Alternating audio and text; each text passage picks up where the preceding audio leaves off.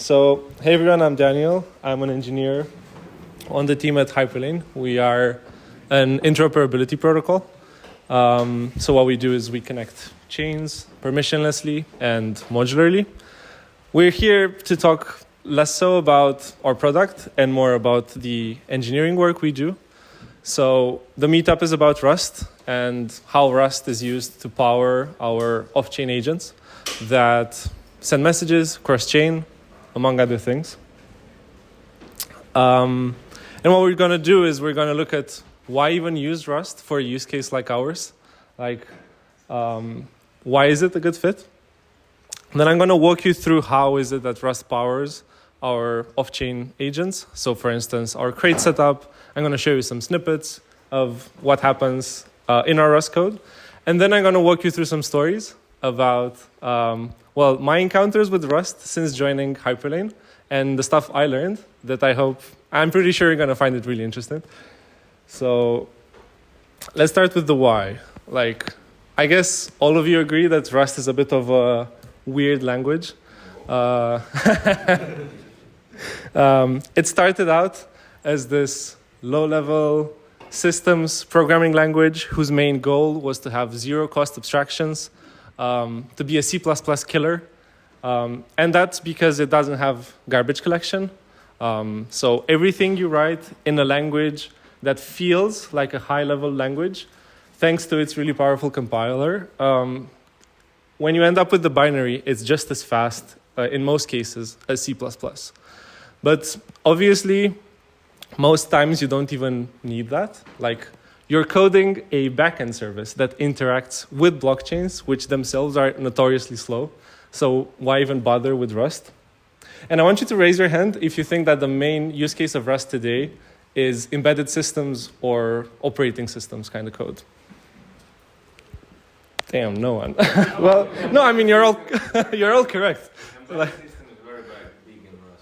exactly. Like, anyway, this is a crypto meetup. That's why. The result there's a Rust survey that happens every year, and developers self-report what they do. And server-side backend applications is by far the biggest use case that people report is being used at their organization. Like, the second one isn't even close, which is cloud computing. Say that people actually don't use Rust necessarily for that zero-cost abstraction. People come to Rust for its performance, but they end up staying because of its reliability. Like the borrow checker that many newcomers to the language absolutely despise. But as you use it more and more, you learn to love it because it makes your code safe, and it takes you a really long way the more complex your project becomes.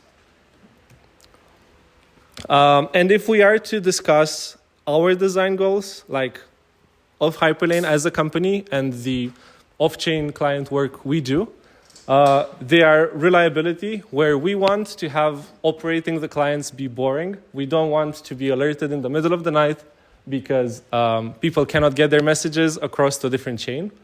We want to be able to ship fast. We are a startup. There's only 2 of us on the Rust team, Trevor there and myself, and we have a lot of work to do and a lot of chains to support. But also, like, as we hit bottlenecks because we scale, we want to be able to optimize as needed. And there's no other language suited as well as Rust to optimize when you need it and not use zero-cost abstractions from day one. So if you are to look, these are basically our 3 design goals laid out as a Venn diagram, and kind of like the competition Rust faces in the crypto world, or maybe Web 2 more generally. And if you are to start with Go, that's a garbage collected language. So because of that, it's reliable. You're not going to run into memory leaks. I would love that, honestly. It happens. I love that. I used to use Go so much. Yeah. Memory leaks and races. By the way, please interrupt and ask questions and stuff, because I want to... No. I'm not doing British, like, politeness. Cool. Well, that's even better to hear. I think Trevor also used Geth, but maybe he has less to share. But Go is easy to learn. Like, it's easy to onboard people onto Go, so you're able to build a team quite fast and ship using it. Where Go kind of falls short, I guess, is that it doesn't really give you fine-grained control over your concurrent or parallel runtime. So it can only take you so far. If eventually you need to get rid of bottlenecks, then you have TypeScript, which is huge. Like every single blockchain has a TypeScript SDK. And there's also many great engineers who know TypeScript. So it really allows you to go very far. But then in terms of reliability, I mean, merely the fact that you have any as a keyword that just drops the type system altogether and you're all back into JavaScript land, more or less, to me is a huge red flag. And also, optimizable. I mean, of course, I think until a few years ago, there was no Node runtime that was not single-threaded. In terms of C++, well, C++ isn't really even talked about these days. But I won't even talk about this myself. And then you have Rust. Like Rust is very reliable because it has the borrow checker, which not only ensures you're not going to have memory leaks, but you're also not going to have data races, which is absolutely incredible. And as I said earlier, it has zero cost abstractions, but you can also code at a higher level. And then I guess Rust has this reputation where it's hard to ship fast because it's harder to onboard people. And like some of the criticism is that, I mean, it's easy to make mistakes with C++ and shoot yourself in the foot. But just read this book, C++ without fear, and then you're going to be good. Like, you're not going to make mistakes anymore, which I don't really think that's how things work. Like, you're still relying on human error, even if you're like a world-class C++ engineer. The other mistake or like criticism of Rust is that people are like, oh, it took me less to learn Go than it took your Rust code to compile. I learned it over lunch or something. And like, while that's true, we have our own arguments on this side of the Rust camp, which is like, Rust async is literally called fearless concurrency, where like, write your program, and if you enable multi-threading, stuff will just work. You're not going to get deadlocks. Hey, guys. You're not going to get deadlocks. You're not going to get any sort of data races, and you're going to be able to go really fast. There's this survey from Google where basically developers, again, self-reported, and they found out that devs are as productive in Rust as they are in Go, once onboarded, of course, and twice as productive as in C++. The caveat is that this includes building and maintaining software. So I guess the reasoning there is that while it's maybe a bit slower to ship features in Rust, it's much easier to just maintain them because stuff won't crash, right? And you can consider the borrow checker to be your first code reviewer, which actually gives a lot of peace of mind to reviewers of Rust code, as in, the software side of the PR probably works. Like if it builds and CI is green, then I only need to be concerned about the business logic of the PR. So, I want to adjust this Venn diagram and say that for Hyperlane, at least, like for our reality and what we need to do and the complexity of our code base, right? Like we support 4 different virtual machines and many, many chains. The fact that Rust forces you to do things properly in order to ship enables you to go faster in the long term because stuff will just fall into place. And we think that when it comes to shipping fast on a very large-scale project with tons of complexity, Rust is actually the best suited of all of these contenders. So that was the why. This was me basically selling you why, if you're not a Rust engineer yet, maybe you should consider doing that because it's a sound career investment. I did that, right? So it worked out. And let's look at the how of how Rust is used in Hyperlane to power the off-chain agents. And to do that, I'm going to need to give you a brief introduction into Hyperlane. So it's a cross-chain protocol, right? Like it's used to send a message from an origin sending contract on one chain to a receiving contract on a destination chain. And the way you do that is basically your contract will send a message to a mailbox, which is a contract on its own. And we have 2 off-chain agents that I'm going to touch on. One is called the validator, one is called the relayer. Both of them index the mailbox. And based on that, they do different things with the messages they find there. Like the validators will sign a message and publish it somewhere to have it available, whereas the relayer will try to relay the message to the destination chain. There's the same mailbox contract that lives on the destination. What the mailbox will do when given a message is it will look at the receiving contract and ask it, okay, I have this message for you. what kind of security do you want to pass the message through for you to consider it valid. And like the interchain security modules here that the message goes through are fully modular. Like that could be a multisig, that could be eigenlayer economic security. Say for the multisig case, then the relayer needs to gather all the multisigs, all the signatures that were signed by the validators, bundle them with the message, and only then send them to the mailbox. Pass the security checks because you have all the signatures, and then forward it to the receiving contract. So that kind of gives you an idea of what the off-chain agents do. If we are now to look at the crate setup that we have in Rust for our repository, you get this nice visualization from the Rust analyzer because dependencies are unidirectional. We have our main primitives, like say the schema of what happens on chain defined in Hyperlane core, which is a crate that has, for instance, a struct for the message. It has the most, I guess, again, primitive traits like the mailbox contract, like what a provider could look like, because you have different providers for different chains, right? And you need to support all of them.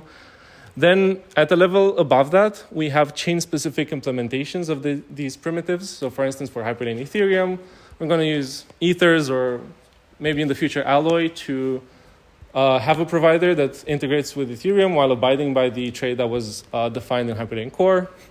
On top of that, you have Hyperlane base that basically like loads settings and will build a provider based on what was defined on the layer below it, depending on which chain you connect to. Yeah, and I guess then at the very top, you have this very agent-specific logic. Like now that I'm indexing and I have a message, am I going to sign it and publish it? Am I going to deliver it? And so on. And just to kind of walk you through the crates, in Hyperlane core, this is an example of a Hyperlane message. I mean, this is the Hyperlane message. And interestingly, the types here, like H256, have to be defined in such a way that they work regardless of the chain you're going to end up using ever. Like, we're making an assumption that every address on every chain we're ever going to support is H256. And the really cool part about this is that, like, for Solana, we have Rust code. And the Rust code literally, like the Rust smart contracts in Solana, literally import this Hyperlane message and use it there. Like, we use it both in the off-chain agents and in Solana, which is, like, really cool, right? An example of a trait is the mailbox, where you can check if a message was delivered, this interchain security module to use when sending a message, as I told you earlier. And this is kind of what it looks like when you want to submit a message to the mailbox. We call that method process. And you have the Hyperlane message I just mentioned.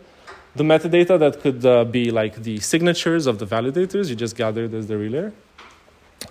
Yeah, and that's kind of it. Another example of a trait is the Hyperlane provider. And again, these have to be generic enough to cover everything a provider gives you across all of the existing chains while still allowing our agents to like do their job. Moving up one layer above, like you have an implementation of the mailbox in Ethereum mailbox. I guess interestingly, if you've ever used Ethers, you have this middleware trait that allows you to like bundle providers as an onion and add like functionality that's very modular, like monitoring or like retrying, which is quite convenient. And yeah, this just calls into other contracts, but just to show you kind of what it looks like. And even on top of that, like in Hyperlane base, when you want to build a provider for a certain chain, you just match on the type of protocol that that chain runs, like say if it's Ethereum, if it's Cosmos, and then you just use these functions that are imported from the chain-specific implementation, like Hyperlane Ethereum, like Cosmos, and then just use that kind of logic that was already implemented for you. The cool thing is that you get the Hyperlane provider, the trait I just showed you earlier, and yeah, you code at a high level. Like basically you have a trait object here that all of these chain-specific things implement, and then you can use it down the line for whatever you need. I think it's amazing. Cool. And like touching on fast to ship, so basically back to our design goals, right? Fast to ship and optimizable. What do you mean fast to ship if you're talking Rust? Like it's probably going to take you ages to even write a for loop. And it's not quite like that. Like there's many shortcuts, which aren't really shortcuts. It's just different ways of doing stuff where you incur additional runtime costs. But you can do it and move fast and basically worry about maybe optimizations later. So one thing you can do is to use smart pointers over references.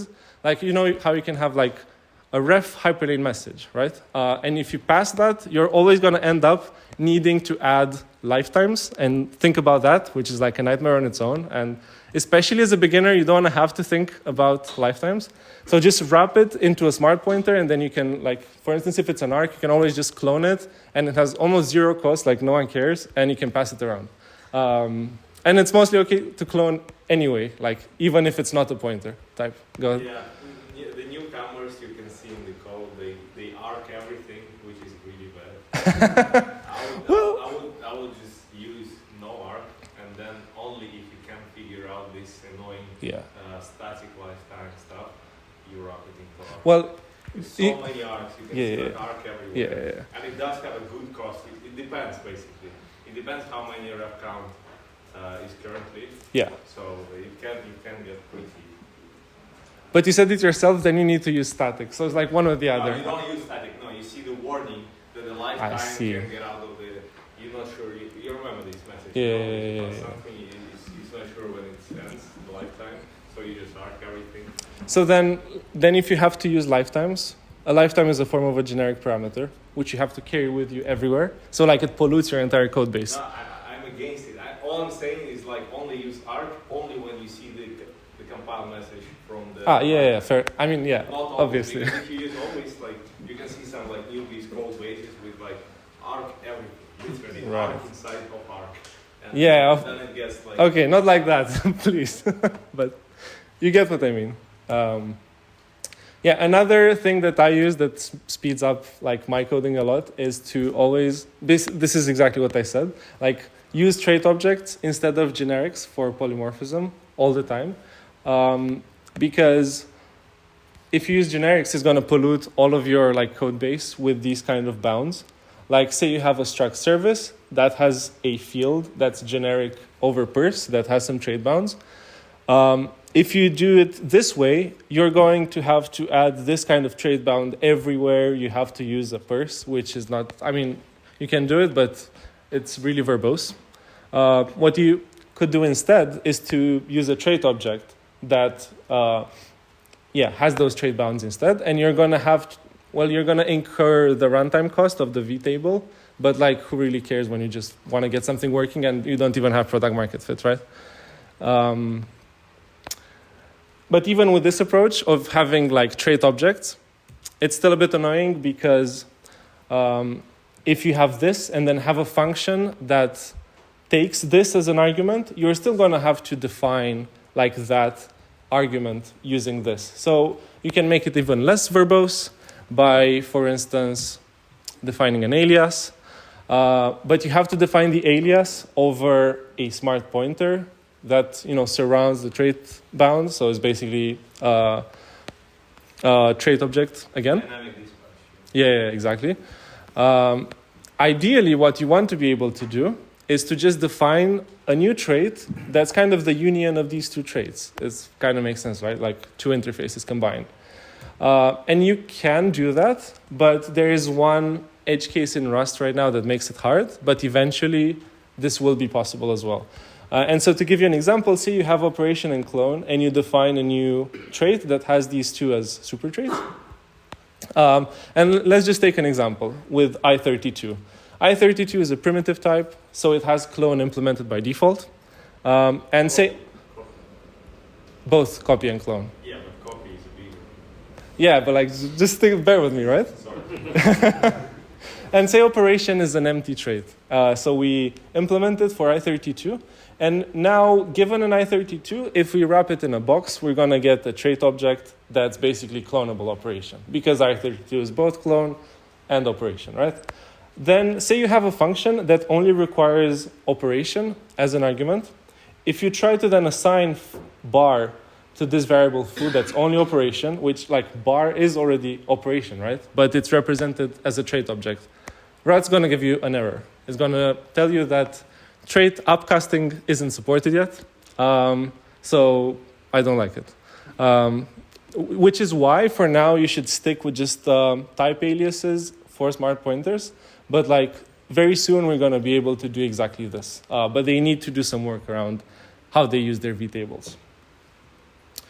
More tips on this. Why is it better to have trait objects than generics for polymorphism? Well, it's easier to unit test. Like, you can just create a new struct that's a mock of whatever you want it to represent, and then just implement the trait for it. And you're going to be able to swap out, like, for instance, if you think about the Hyperlane provider trait object that I just mentioned earlier, you can create your own mock provider to give you dummy block data. And do whatever unit testing you want with that. Down the line, you can replace trait objects with generics, should that become like your bottleneck. And if you're hardcore enough, you can even just replace trait objects with enums and manually like match on the kind of thing you're doing based on your implementation. And that's essentially doing manual monomorphization, if you're familiar with that from generics. Doing it yourself. But the thing with our use case is that I/O is far slower anyway, every single day, because like you do a lot of network calls, you do a lot of disk calls because we have a local database, and that will always exceed these lower level details, which you don't really need to care about. So now let's look a bit at our relayer and how it works. So if you remember from basically my diagram of how Hyperlane works, the relayer sits in between the origin chain and the destination chain. For the origin chain, it has an indexer that runs and checks what happens in the mailbox to check for new messages. And then it's going to take that message and try to submit it. The thing is that the relayer doesn't just run in between two chains. It runs between n chains. So for every origin chain, it's going to have an indexer. For every destination chain, it's also going to have, a submitter. And the thing is that for every source that you find the message in, you need to send that to the one submitter for your destination. So we connect these two kind of like tasks with a multi-producer single consumer channel to do the thing. Let's look at how the indexer works. So the mailbox here represents the contract. The indexer task for now just uses an RPC to index stuff and then stores all the new messages into a local database, where, for the next step, you have a processor task that runs and checks the database. And if it finds any message that hasn't been delivered yet, it's going to take it and send it to the submitter. And the reason we have a database is that, like, say, if the relayer crashes, you don't need to re-index from scratch, right? Because that's quite expensive. So in terms of submitting, we have these different tasks.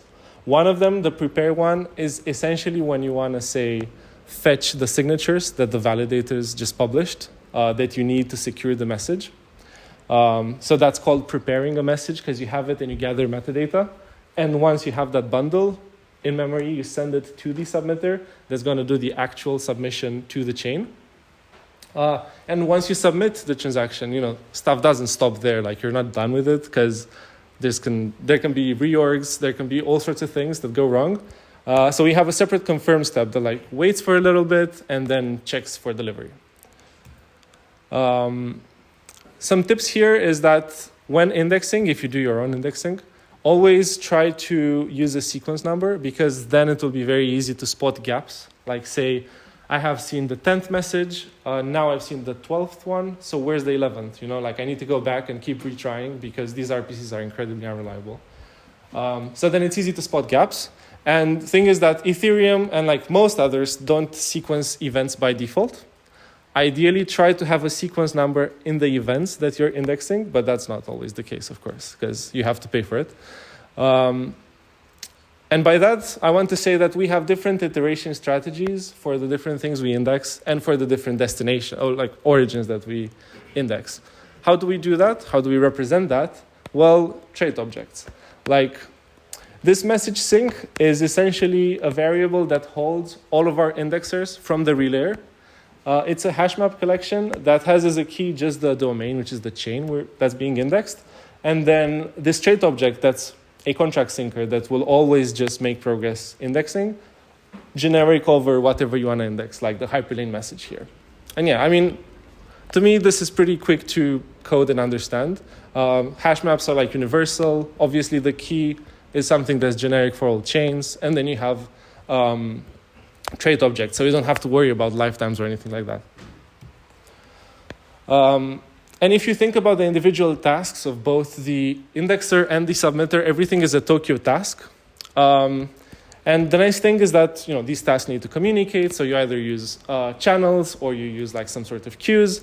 And if you monitor the buffer length between these, then you're going to know where bottlenecks are. Like, is it slow to prepare a message? Is it slow to submit? And then you know what to optimize. Like, you shouldn't just spend work blindly optimizing stuff. You should always have data to motivate like what you're going to optimize. Cool. So we've covered why use Rust, how Rust powers our system, and let's go through the fun stories. Still to do with the submitter, one thing we ran into recently is that we used to have long prepare queues. As in the indexer would just feed us so many messages that we weren't able to submit. And we'd have a huge queue, and then it leads to like high 99% latency, which means users need to wait for a long time before their message gets delivered. And it's kind of like a shit experience, right? You don't want your users to have that. One thing to mention is that we used to have a channel of size 1 between the prepare task and the submit task. I wasn't here when the decision was made. It was like more to synchronize. It was more to synchronize between the tasks. But anyway, thing is, we didn't know whether we were bound on preparing or on submitting. So what to do, right? The submit queue was a channel, but it didn't have instrumentation. We have these actual queue data structures that lived in front of the prepare queue, and in front of the prepare task, and in front of the confirm task. And those had instrumentation, because we had done it ourselves. And these are some screenshots from Grafana, where, there's your prepare queue, the yellow one doesn't look too healthy, that's Polygon, what's going on with that? And same for the confirm queue, right? But the submit task didn't have instrumentation for its channel. Even if we were to turn the channel into an unbounded thing, we wouldn't have gotten instrumentation, like metrics by default. So the thing to do in that case is should we wrap the channel into a struct where we add our own instrumentation? But that would have been a pretty big surface change, and we want to move fast, remember? So just use the queue that we already have. The performance loss is going to be minimal, if anything, and then you get data. And now we have data. It's looking at the submit queue, these things are always empty. So it's clearly the prepare step that's bottlenecking us. And so, as I said earlier, channels are more performant because the moment you send something down a channel, its receiver is going to be woken up. And so the Tokyo executor is going to switch right to your receiver and make progress, right? But in the grand scheme of things, this is minimal because we have async IO and the network is slow, always. So we opted for maintainability, which means we got instant metrics. And now let's talk about what the queue represents, because I told you channels versus queues. What is this queue? Well, it's basically an arc mutex. So instead of using channels to talk between tasks, we use shared memory, which we lock on, which means that if we try to read something from the submit task, while the prepare task is still writing to it, it's going to block. But it's really not a bottleneck at all, and that's a problem for future us. And basically, the full signature of this queue is an arc mutex over a binary heap. And why is a binary heap? Well, because messages are exponentially deprioritized based on the retry count. Say your destination chain stops producing blocks, or your RPC is very unreliable. We're going to keep retrying, obviously, but then slowly wait for longer and longer before retrying. And we always want to prioritize the newest messages. Because some messages may be poisoned and never deliverable. And actually, we've seen this on some chains. But it's always the case that new messages have the highest chance of being deliverable. So let's talk about throughput and how we actually fixed this long prepare queue problem. Well, what we ended up doing is adding a method to pop multiple things from this mutex heap. And we're doing stuff in parallel in all the steps. when we process stuff, we process in parallel. Submitting is done in parallel, same as confirming. But like, if you've done any sort of submitter work with blockchain transactions, you'll know that if you try to send multiple transactions in parallel, you're going to run into nonce issues. Because like, you send this 3 transactions, but all are using the same nonce, so they're going to be invalidated by consensus. And so what we did there is actually we keep sending stuff serially, but we batch the messages themselves in the same transaction. Like if you read from the queue more than one message, you send the batch. And the cool thing, this is like a screenshot from Cello, I think. This is a period with like high transaction volume, high message volume. And you can see that like most of the transactions that our relay had submitted are aggregate transactions. And we noticed that if there's like at least 3 messages in the batch, we even get a discount in how much gas the batch costs, as opposed to like a single message per transaction of 27%, which is like pretty decent. Yeah, so does this mean that all our scalability problems are solved forever? Well, no, because we can't parallelize to infinity. Like, there's only so many messages we can prepare in parallel, because preparing a message means querying the destination chain for like what it needs in terms of, maybe it's signatures, maybe it's some other form of data. And RPC providers have this habit of rate limiting you hard. So you're only going to be able to prepare so many messages at the same time. And for us, currently, it's 4 messages at a time. But that's good enough for now. And now we no longer have long prepare queues. Like, it's really smooth. I'm really happy with it. And maybe we'll try some caching stuff in the future to lower the number of like on-chain calls or like view calls we make. And we'll think about it in the future if it ever becomes a problem again. The other thing about RPC providers is that not only will they rate limit you, but they are notoriously wrong about the data they feed back to you, or they just fail randomly, even when you pay for them. Like, bad RPCs are the cause for 90% of our incidents. How is that acceptable in a world that wants to be, nuclear resistant in terms of blockchains? I don't know, sad face. But we literally ended up building our own middleware to try several RPC URLs at once before failing to submit a message.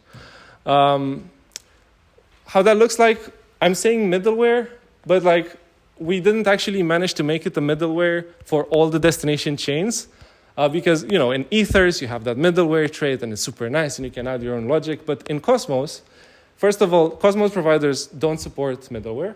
So the only place where you can try adding your own middleware is at the gRPC crate level. So that's like below the provider. But even the gRPC library, let's zoom in on this method. What does it do? It takes ownership of the HTTP request it's about to submit.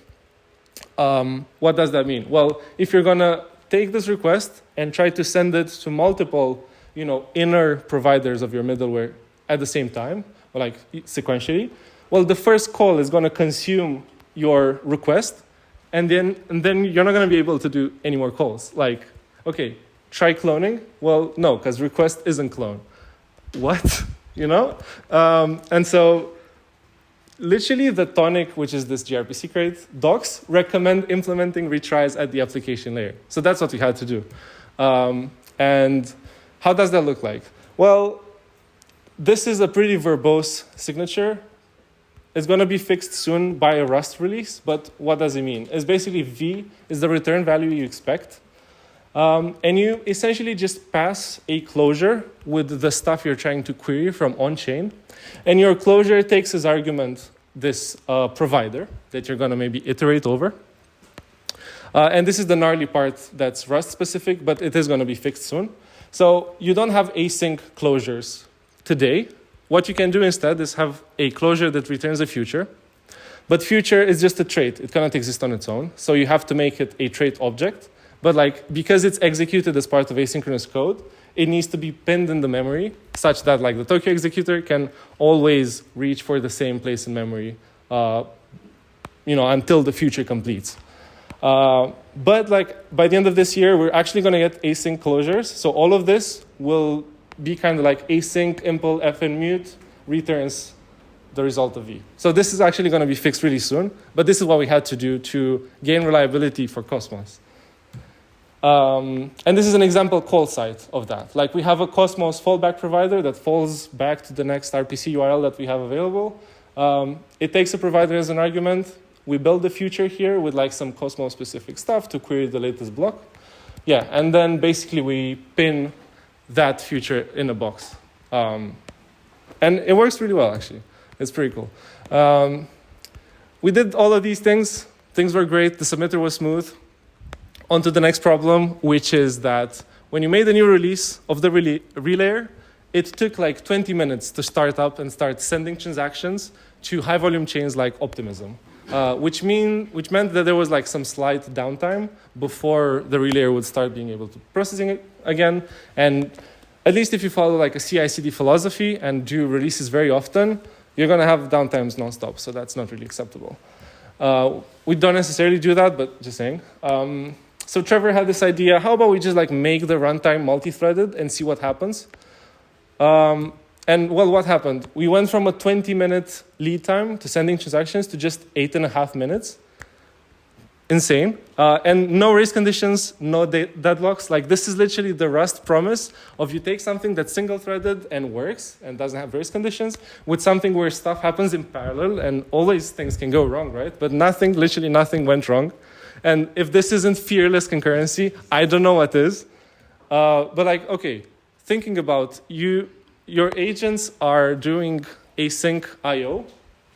Async I/O is never supposed to block. Why did running stuff on multiple cores at the same time help? Well, good question. We asked ourselves the same thing. Well, it essentially meant that something was blocking the Tokyo executor somewhere, and just parallelizing those weights helped. Just to run you through like why even was it possible that like multi-threaded runtime helped us. Imagine you have a very basic main function that's instrumented with Tokyo, like the macro.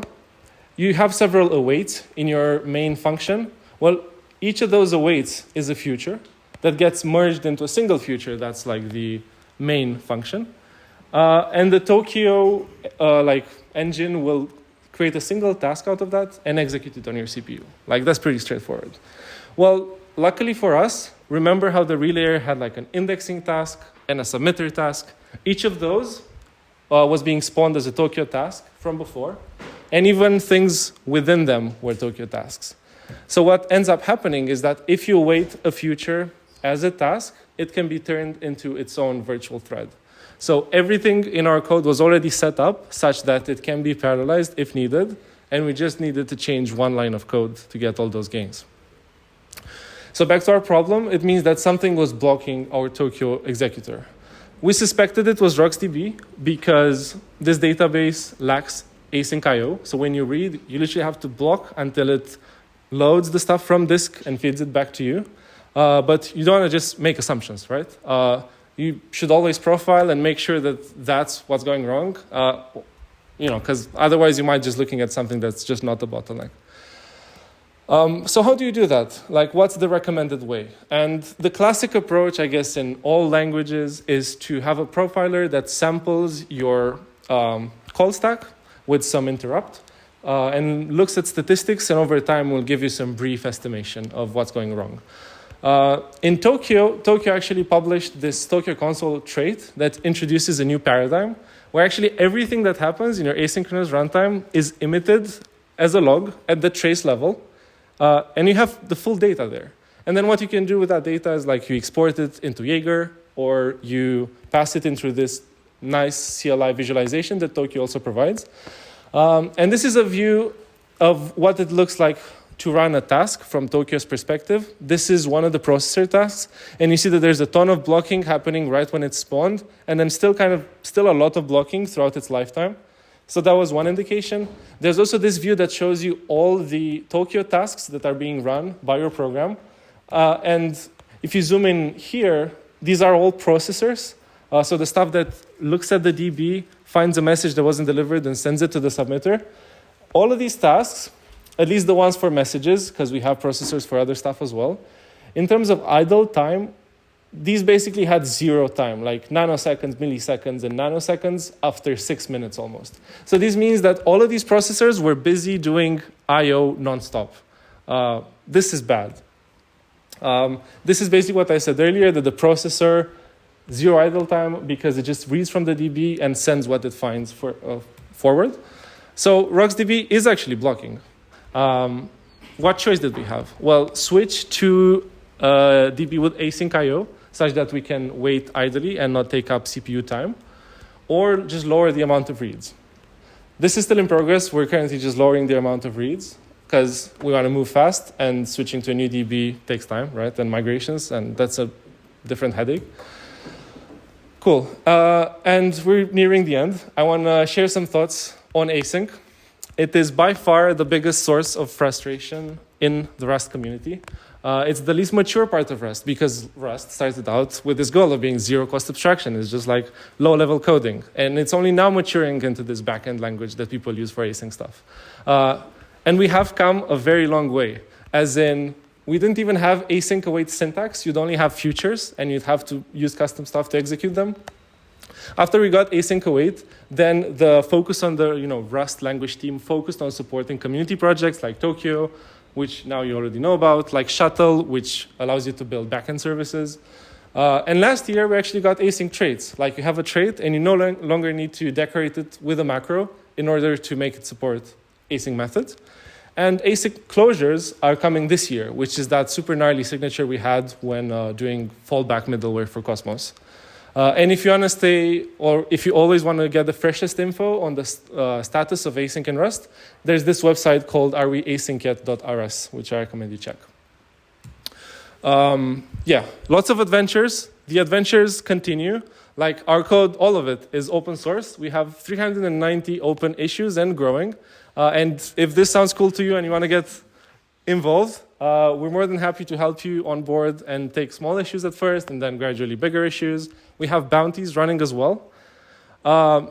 If you are interested in joining us, like the engineering team, and work on Rust, and are unsure what your day-to-day work would look like, just check my PRs and Trevor's PRs. That's literally what you're going to be doing, if it sounds interesting to you. And yeah, like we have around 1 million messages per month, 20 plus chains in production supported at the same time in the relay.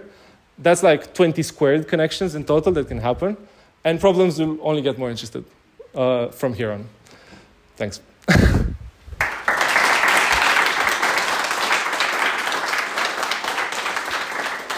Do you have any questions?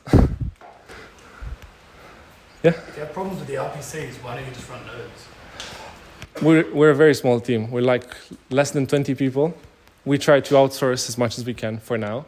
Obviously, when we're going to turn into this behemoth as a company, we can run our own stuff, but maybe the engineering problems get less interesting at that point. Yeah. Cool. Well, yeah. For the RockDB issue, have you thought of which alternatives, if you go on the migration at some point, which alternative you would use? To be fair, no. Like, yeah, there is an async interface in the C implementation of RocksDB. It hasn't made its way to the Rust implementation yet. The Rust implementation is just a binding anyway, so it should be possible. Maybe they'll just add it, and then it's easy. But that's all we've looked into. Actually, yeah, one question I do have with regards to the Hyperlane message structure. Yeah. I think, I was just wondering, since there's a nonce involved, essentially. Yeah. Is it a monotonic, or can it be the case in which it can be out of order, essentially? Mm-hmm. Where, of course, that might affect like, the ordering, how you sort of sequence essentially these messages as they're sort of settled in. Yeah. Great question. But, like blockchains are either single-threaded or they will execute stuff in such a way that it's as if they run on a single thread. Like, okay, Solana processes in parallel, right? But it will order everything you do and the dependencies of those transactions as if it was run on a single core. So this means that the nonce can only be incremented with one at a time, and there will never be like data races. Well, okay, thank you. Enjoy your beers and let's chat. Thanks, guys.